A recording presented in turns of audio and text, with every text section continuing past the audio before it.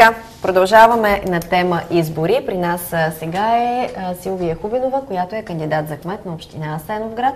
И както стана ясно, след вчерашния ден, всъщност тя отива на балотаж заедно с досегашния кмет на Асеновград, доктор Емил Караиванов. 35,6% е гласът, който е даден за доктор Караиванов. С 3% по-надолу са вашите резултати. Нека да кажем, че това са резултати от пробояването през един от малките часове на нощта. Към момента може да има някакви промени, но те са, едва ли ще са кой знае колко значителни. Здравейте и да ви попитаме, очакван ли беше за вас този резултат? Честно казано, не. През изборната нощ всъщност се наблюдаваха доста неща, които за мен част от тях бяха очаквани, други неочаквани. Имаше усещането за преливане на гласове от една политическа сила към доктор Караиванов. Тъй като аз участвам в избори още от 2007 година, просто мога да си направя реална преценка къде и какво се е случило. Мислих, че ще бъдем с изравнени резултати. Не съм очаквала да водя, защото все пак действащия кмет винаги има някакво предимство. Но малко съм изненадана от това, което се случи. Нека да направим анализи, даже следващия път, като се видим, ще ви кажа и кои политически сили са преливали гласове, защото те са видими. Видими са нещата, особено познавайки секциите, в които се гласува, какво е населението. Би трябвало тези опасения да се засилят при вас и за балотажа, защото в крайна сметка вие излизате заедно. Да, но си мисля, че асеновградчанин е разумен. Малко ме изненада и не толкова високата избирателна активност. 52% не е малка избирателна активност, но сме имали 62% на предишните избори. Вероятно, причината за това е бавното гласуване. Огромните опашки. Аз самата чаках около 35-40 минути на опашка към 11 часа сутринта. Хората се бавеха и това вероятно отказа част от младите хора, според мен, да чакат на опашки и да гласуват. Надявам се да има по-висока избирателна активност на втори тур. Разликата не е кой знае каква. Имали сме случаи, ние сме водили с доста повече и вод е бил обръщан. Така че битката продължава, втори рунд продължава. Аз съм оптимистичен човек, оптимистично настроен и мисля, че... А смятате ли, че асеновградчани, общо заето Асеновград е достатъчно озрял, за да приеме жена за кмет? До сега не е имало. Поне аз в историята на Асеновград не е имало такова нещо. Не са ли малко консервативни в това отношение? Част от асеновградчани, да. Но... На кого разчитате вие? В смисъл на по-младите, аз разчитам на... мисля, че ГЕРБ има още възможности да вземе гласове от периферията, от младите хора. Все пак мисля, че ще водим разговори с дясно ориентираните политически сили. Там има доста ресурс също. И в крайна сметка мисля, че асеновградчани трябва да се огледат какво се случва в страната и как изглеждат градовете, които управляват жени. Мисля, че това ще е в моя полза. Надявам се да преосмислят тези, които не са излезли на първи тур. За съжаление, в Асеновград това е практика. По-голяма част от хората излизат на втори тур. Вие призовавате ли ги за по-висока избирателна активност, защото така няма какво да се лъжем. Може би това попречи на предишните местни избори на Христо Грудев да спечели кандидатурата. Призовавам ги на много голяма активност. Защото още от първи тур се усеща една консолидация на управляващата в момента коалиция в Асеновград и тя стартира наистина от първи тур. Наистина ги призовавам да излязат да гласуват, защото после задават въпроси на моите срещи, на които аз няма да мога да дам отговор.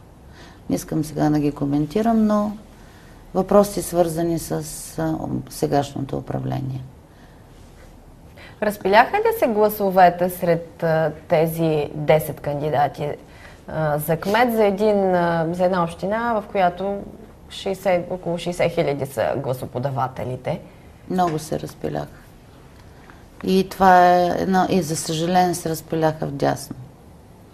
Защото голяма част от кандидатите са десно ориентирани.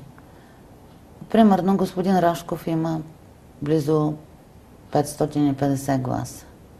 Реформаторите 900 гласа. Реформатори с кауза за Асеновград около 600 гласа. И като вземем да ги събираме, се оказва, че около 5000 гласа са разпилени. Което е много неприятно.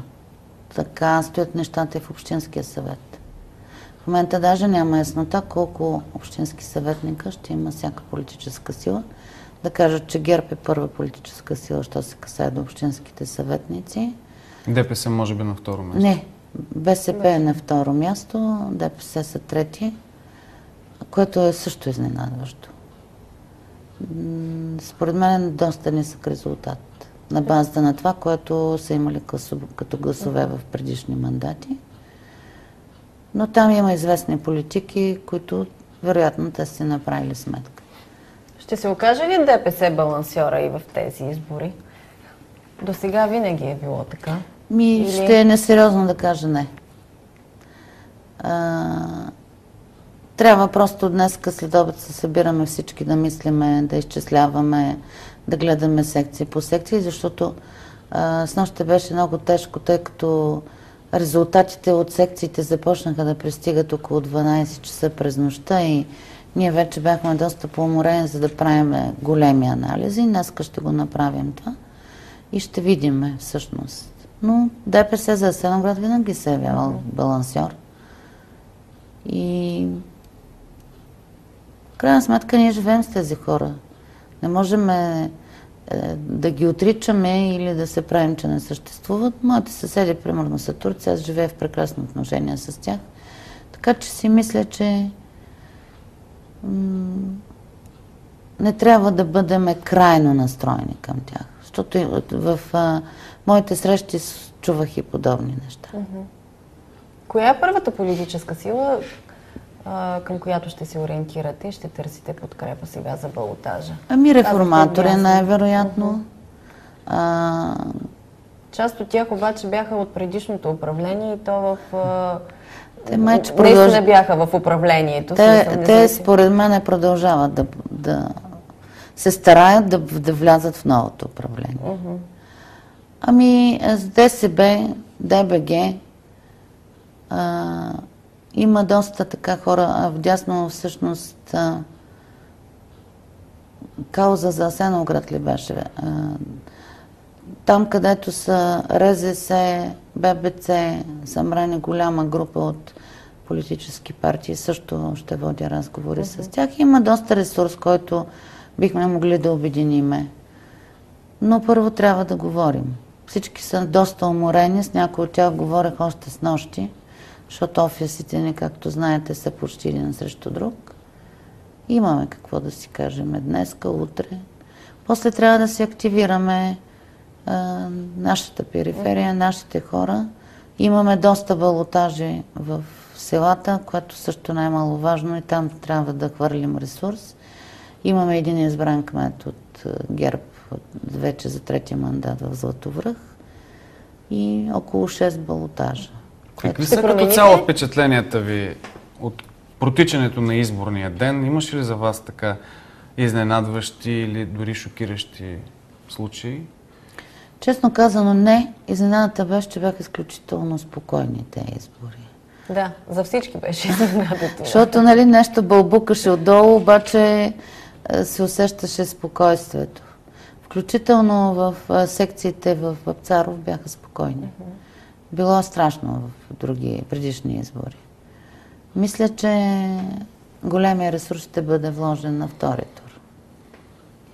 Мисля също така, че целта на част от опонентите ми е била избори на първи тур. За съжаление не успях. Ще промените ли стратегията сега в тази една седмица?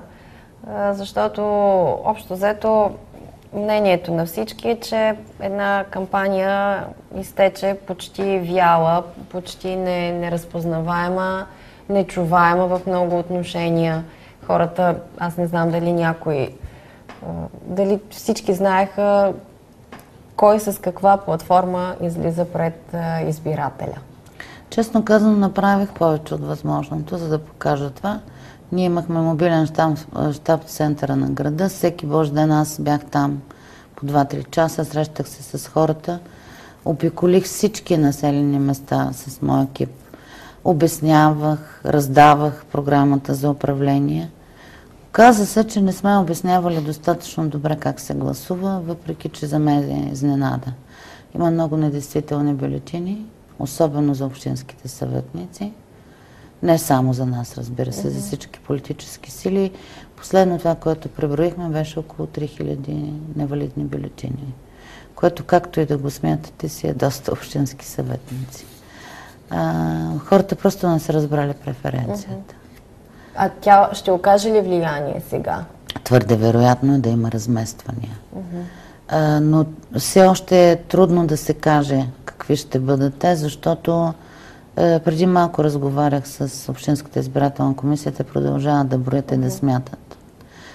Наистина тежка нощ са изкарали. Причината е, че доста от протоколите са имали проблеми, налагало се да викат комисии. Аз нощи бях там, да, наистина. Първите протоколи, които пристигаха, нито един от тях не беше изряден. Така беше почти през цялата нощ.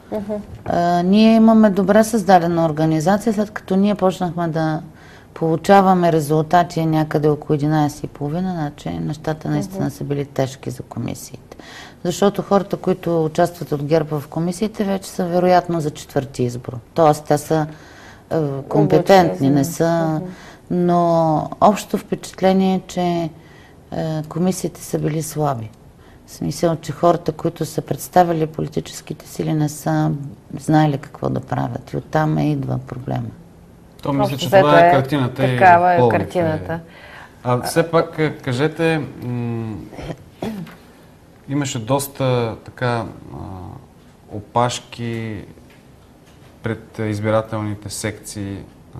Справиха ли се, точно за това говорим и в случая, но липсваше ли компетентност на членовете на избирателните? Не, според мен не липсваше компетентност, просто самата процедура по гласуването изискваше повече време. За възрастните хора беше трудно, защото веднъж бюлетина за кмет, бюлетина за общински съветници, референдум.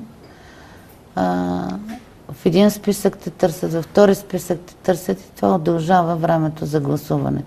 Иначе мисля, че че членовете на комисията се справиха така с този проблем опашки, но не се справиха след това, когато започнаха да броят бюлетините и причината според мен бяха преференции. Малко сигнали за нередности или почти никакви? Цяло сравнение с предишни избори... Беше спокойно. Нямаше нещо, което да предизвика проблем. Сега, примерно, аз съм се обаждала в Общинската избирателна комисия за плакати на един от кандидатите за кметове, които се намираха на по-малко от 50 метра от секцията, но това са дребни неща. Не е имало големи проблеми, каквито сме имали в предишни избори. Явно сега битката ще е на втори тур. Да. Така очаквате. За втори път казвате, явно и сега ще е така. Какво? Много удари под кръста, купуване на гласове. Какво очаквате? Всичко. Всичко. Те ударите под кръста започнаха на първи тур. Сега всички срещу мен е видимо. Другия път, като се видим, ще ви направя анализ и по секции. Така че аз не се предавам лесно обаче. И това моите противници го знаят. И битката започва от начало. Какво му липсваше на Асеновград през тези 4 години? И какво според вас пък така заложи вашия опонент да ви води с 3%? Моя опонент, що се касае до програмите, не заложи нищо. Тук са заложени едни интереси, които вървят още от 4 годишния мандат и желание да продължат. Тоест, той не ме би в битката на платформи, на идеи. Защото аз бях първата, която публикувах програмата си. После моята програма беше почти преписана, за съжаление, с много правописни грешки. Асеновград тези 4 години беше в абсолютен застой. Нищо не се случваше. Когато бяхме на дебат с доктор Карайванов, той отчети 20 милиона лева от проекти, които не знам откъде ги отчети, при положение, че довършваше проекти, спечелени през нашия мандат, когато аз бях заместник-кмет по това. И Асенова крепост, и училища, и детски градини. Хубаво човек все пак да признава, че има някаква приемственост и че това са проекти, които той просто е изпълнявал.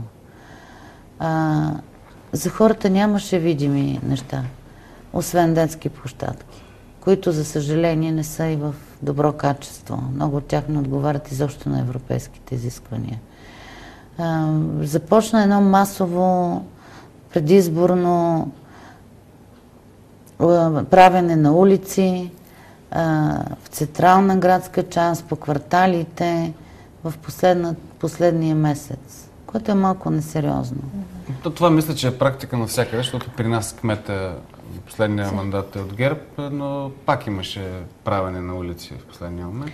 Мисля, че това са практики, които с годините винаги се прилагат. Вчера, докато обикалях по секциите и така разговарях с хора, повечето от тях споделяха отношение, думата отношение. Искаме да има отношение към нас, като граждани на общината. Сега, няма да крием, че предишния ваш кандидат, доктор Христо Грудев, така имаше обвинения срещу него, че не успя да намери през тези 4 години диалог с хората.